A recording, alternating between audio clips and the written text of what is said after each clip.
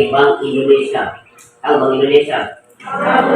Bank Indonesia adalah induk daripada seluruh bank di Indonesia. Ya. Bagaimana cinta kita kepada rupiah? Baik, bismillahirrahmanirrahim. Assalamualaikum warahmatullahi wabarakatuh.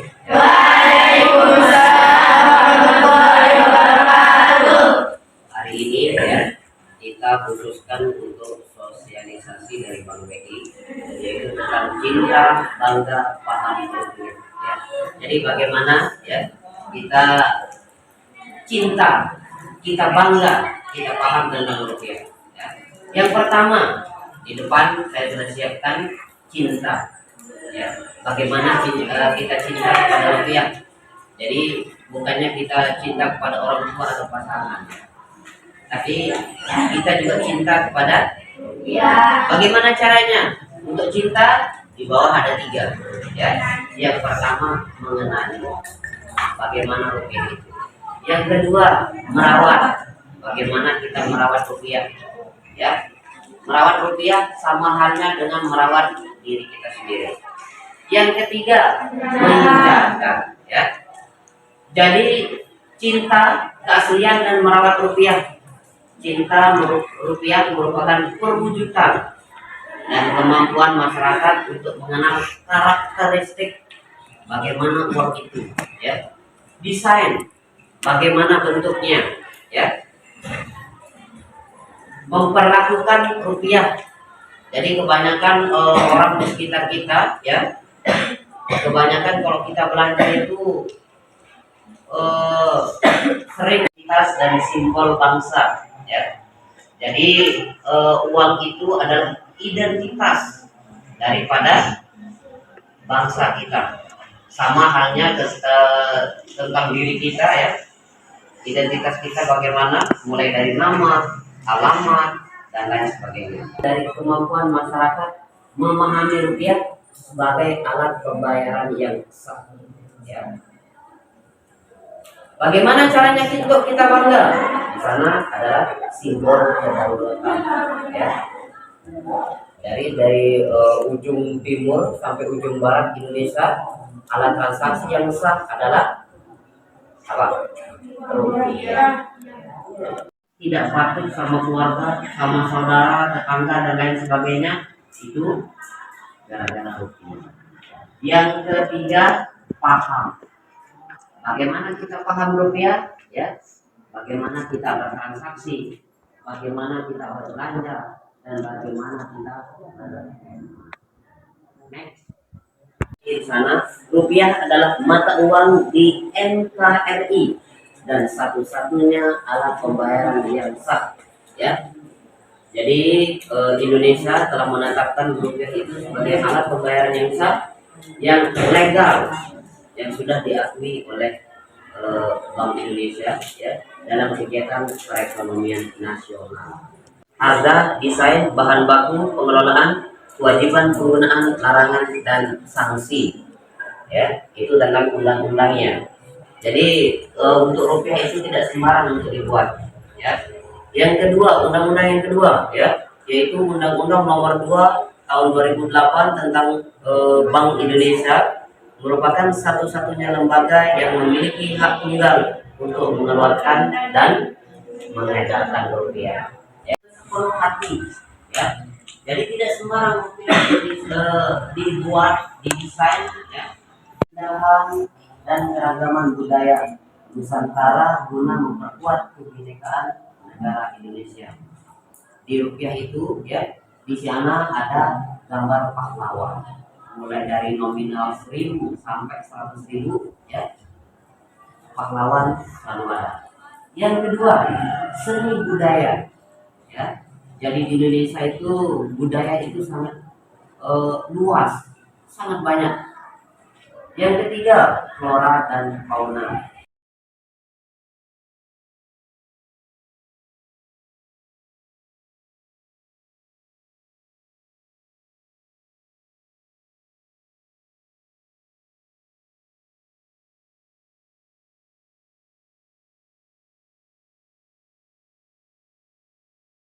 Dengan orang Indonesia, ya, masyarakat Jepang memiliki budaya merawat uang yen dengan baik sebagai bentuk konsistensi budaya penghormatan kepada kaisar, ya, yang termuat dalam uang kertas.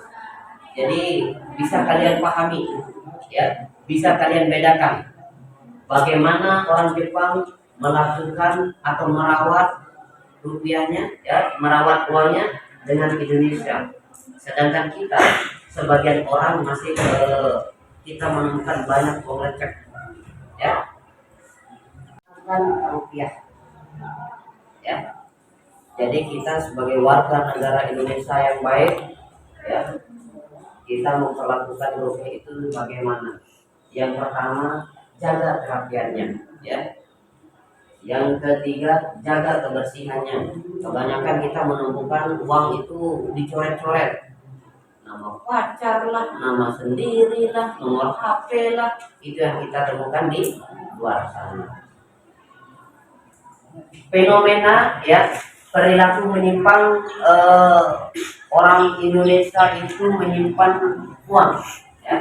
Di sini 44%, ya, itu adalah pedagang pasar, langsung memasukkan uang dari transaksi ke dalam ember kaleng. Biasanya kalau kita belanja, ya, kebanyakan ibu-ibu nanti dia bawa apa namanya itu, ember. Jadi uangnya langsung ditaruh di sana. Ya. Apa namanya, filosofi, ya, filosofinya itu bangsa yang besar adalah bangsa yang menghormati jasa pahlawannya. Oleh karena itu, ya, negara kita memasukkan nominal dari 1.000 sampai 100.000 pasti ada, ya, pasti ada untuk pahlawannya. Bagaimana simbol kedaulatan Indonesia? Ya, jauh sebelum NKRI merdeka, ya. Jadi sebelum Indonesia merdeka, ya, setiap wilayah itu memiliki uang yang berbeda dan mata uang menjadi penanda kekuasaan tertinggi di suatu wilayah, ya. Jadi setiap wilayah itu dulu sebelum merdeka, ya, itu uang adalah sebagai kekuasaan tertinggi. Ya. Di masa kerajaan Mataram, ya, bentuk uangnya berbeda. Untuk kerajaan Samudra Pasai, nama uangnya dirham. Untuk gulden itu yang dimiliki oleh kolonial Belanda. Jadi dulu Belanda masuk Indonesia, ya, dia membawa uang namanya gulden, ya. Bentuknya sudah bisa kalian perhatikan, ya. Untuk kerajaan Majapahit itu namanya bobo, masih kan sering kita lihat sampai sekarang. Dan kerajaan Aceh Q namanya, ya. Dan uang digunakan sebagai pemersatu bangsa, ya. Dari tahun 1946, ya, bentuk uang kita sudah kita lihat begitu bentuknya. Ada yang pernah lihat? Tidak, ya. Dan namanya pun berbeda-beda, ya. Dari masa ke masa uang rupiah itu namanya berbeda. Yang pertama di tahun 1946 namanya ori, ya. Di tahun 1947 diganti lagi nama rupiah kita menjadi orida, ya.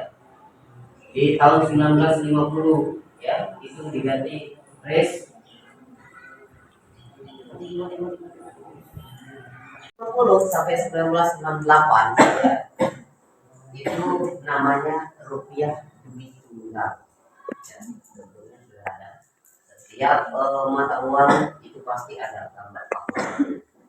Dan di tahun 1968 sampai sekarang, ya, 1968 sampai sekarang, ya, itu dirubah menjadi rupiah. Bentuknya sudah ada, ya. Kita sering menemukannya sampai sekarang, ya. Di sini tugas Bank Indonesia adalah mencapai dan memelihara kestabilan rupiah. Ya. Jadi tidak sembarang rupiah itu beredar. Ya. Infrastruktur tingkat pemahaman masyarakat akan rupiah itu sudah diperhitungkan oleh Bank BI. Ya. tentang menjamin tersedianya uang rupiah yang layak edar, demonetisasi, tempat waktu sesuai kebutuhan masyarakat. Jadi pencetakan, pengeluaran, pengedaran, pencabutan dan penarikan dan pemusnahan. Jadi biasanya nanti untuk yang dimusnahkan itu adalah uang-uang recek, ya. Itu kita kalau masuk di bank, nanti bank akan bawa ke Bank Indonesia atau Bank BI, maka di sana lah dihancurkan. Banyak kehilangan pulau karena rupiah. Kok bisa? Ya. Jadi di sini masih ditemukan ancaman penggunaan mata uang asing di daerah perbatasan. Ya, jadi kebanyakan kalau di perbatasan itu dia memakai dua jenis mata uang. Kalau perbatasannya dengan Malaysia, ya, itu dia menggunakan uang Malaysia sama uang Indonesia. Jadi bagaimana upaya BI memastikan kesediaan rupiah di seluruh pelosok negeri? Pengguna mata uang di suatu daerah akan menentukan kedaulatan sebuah negara. Ya, jadi kayak di Kalimantan Utara itu di sana perbatasannya dengan Malaysia. Ya, jadi di sana kalau kita berbelanja, di sana kita akan menemukan dua jenis mata uang. Yang pertama adalah ringgit, yang kedua adalah rupiah. Kita paham rupiah. Paham kan rupiah itu kayak gimana? Rupiah sebagai alat pembayaran yang sah dalam perekonomian. Rupiah hadir untuk mewujudkan kesejahteraan sosial bagi seluruh rakyat Indonesia melalui fisik dan stabilitas nilainya. Jadi untuk nilai rupiah itu tidak sembarang dibuat. Ya. Pertama dulu dipergunakan itu adalah barter. Ada yang tahu barter? Saling tukar barang. Ya. Jadi dengan majunya Indonesia, fungsi uang itu banyak sekali. Di sini ada 3. Pertama sebagai satuan hitung, ya. Yang kedua sebagai alat pembayaran dan yang ketiga sebagai alat penyimpan nilai. Ya. Dari dulu yang dari barter kita berubah dari uang kertas, uang logam, ya. Dan sekarang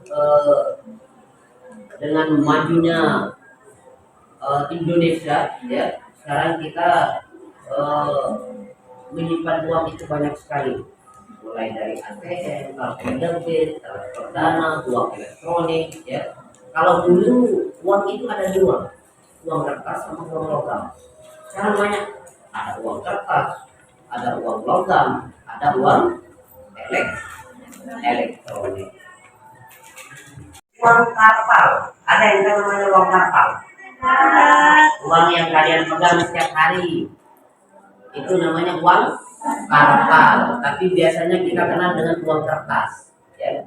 Uang elektronik, ya, uang elektronik itu yang ada di M-Banking, ada di apa namanya, iya. Ada juga kartu ATM, kris dan instrumen pembayaran dan semuanya wajib menggunakan rupiah. Ya. Di sini paham berbelanja itu ada 2 kategori, ya, yaitu pertama belanja sesuai kebutuhan atau kontrol inflasi. Ya. Perilaku belanja berlebihan dapat menyebabkan terjadinya inflasi karena adanya tekanan dari sisi permintaan. Ya, jadi di Indonesia ini, ya, kita itu tidak dituntut untuk terlalu kuat belanja.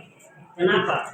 Kalau kita terlalu kuat belanja, ya, jadi di sana nilai sisi permintaan itu akan semakin meningkat, ya, maka harga suatu barang akan meningkat atau naik. Inflasi dapat diartikan sebagai kenaikan harga barang, ya. Jadi kalau kita belanja terlalu banyak, ya, kalau kita belanja terlalu banyak, harga barang bisa naik, ya.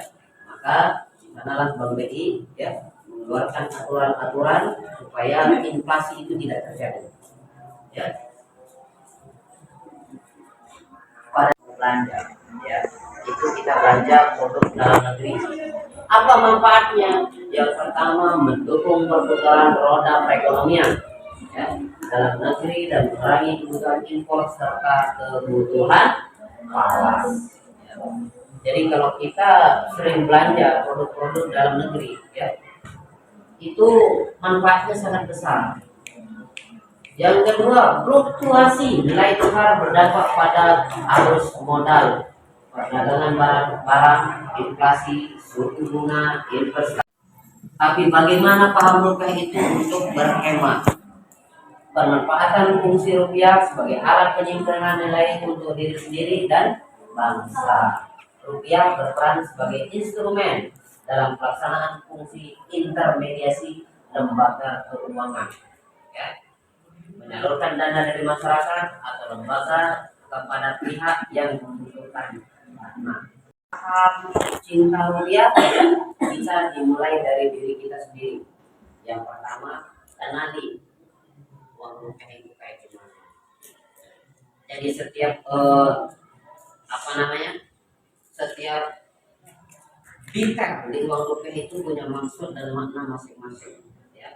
Yang kedua, gunakan dalam setiap transaksi. Dan ketiga, belanjakan secara bijak pada produk lokal hemat berinvestasi. Cinta rupiah sama dengan mencintai Indonesia.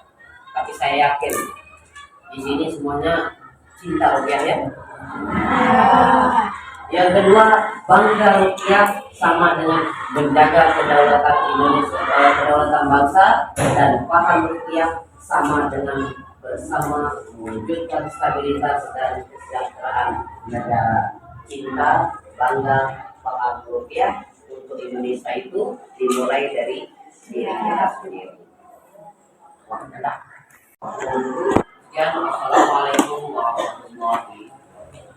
Waalaikumsalam warahmatullahi wabarakatuh.